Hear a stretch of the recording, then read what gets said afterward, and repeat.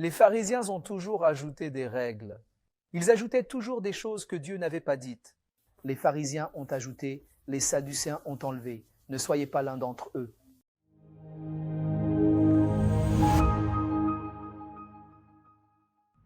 Dieu envoie des espions à Jéricho.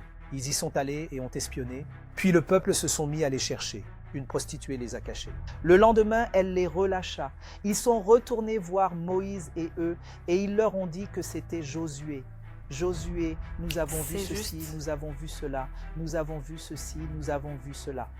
Nous sommes prêts à nous emparer du pays. Dieu a dit, Josué, dis aux hommes quand ils retourneront sauver la prostituée. Elle est juste à mes yeux.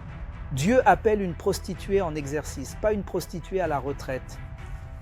Dieu s'intéresse à une prostituée qui est toujours en exercice, à une prostituée qui travaille activement.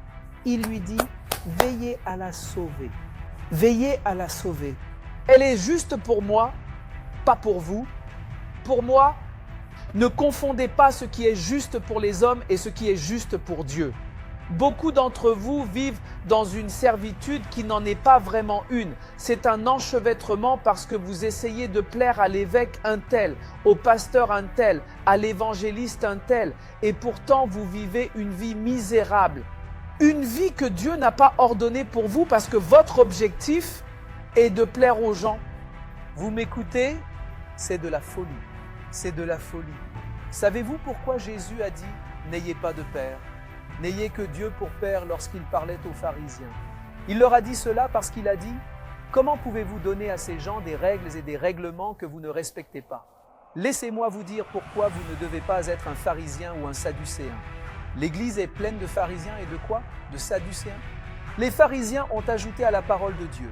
Les pharisiens ont ajouté des règles à la parole de Dieu. Ils ont toujours ajouté des règles à la parole de Dieu. Les pharisiens ont toujours ajouté des règles. Ils ajoutaient toujours des choses que Dieu n'avait pas dites. Les sadducéens ont toujours supprimé ce qu'ils n'aimaient pas. Je n'aime pas celui-ci, donc celui-ci n'est pas de Dieu. Nous ne garderons ces livres que parce que nous sommes d'accord avec eux. Les pharisiens ont ajouté, les sadducéens ont enlevé. Ne soyez pas l'un d'entre eux. Je le répète encore une fois. Ne soyez ni pharisiens ni sadducéens. Les pharisiens ont ajouté à la parole de Dieu tout ce qu'ils voulaient ajouter. Les femmes ne doivent pas porter de pantalon. Les femmes ne doivent pas faire ceci. Comment peut-on être une femme et faire cela? Les gens ne devraient pas avoir de tatouages. Les gens ne devraient pas en avoir. Vous ne devriez pas faire cela, c'est impie. Si vous leur demandez, vous ne ressemblez pas à Christ. Ok, pouvez-vous me montrer un verset qui dit à quoi ressemblait Jésus pour que je puisse ressembler à lui? Ils n'ont pas de verset. Pouvez-vous me montrer comment vous devez ressembler à un homme de Dieu? D'accord, donnez-moi un verset qui décrit le code vestimentaire d'un homme de Dieu. Ils ne l'auront pas. Jean-Baptiste avait l'habitude de porter de grosses ceintures en cuir. Si je porte ma ceinture Gucci, ils auront un problème. Il portait des manteaux de fourrure. Si je porte mon manteau de fourrure, ils diront que je suis 50 Cent. Ce ne sont que des détracteurs. Alors, qu'est-ce que vous voulez? Si je porte une robe, ils diront « Oh, il essaie de faire le saint.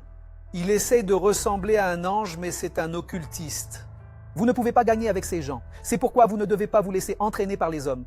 S'ils me voient avec un manteau de fourrure, ils diront « Allez, allez, allez ». Ce sera une chanson d'anniversaire.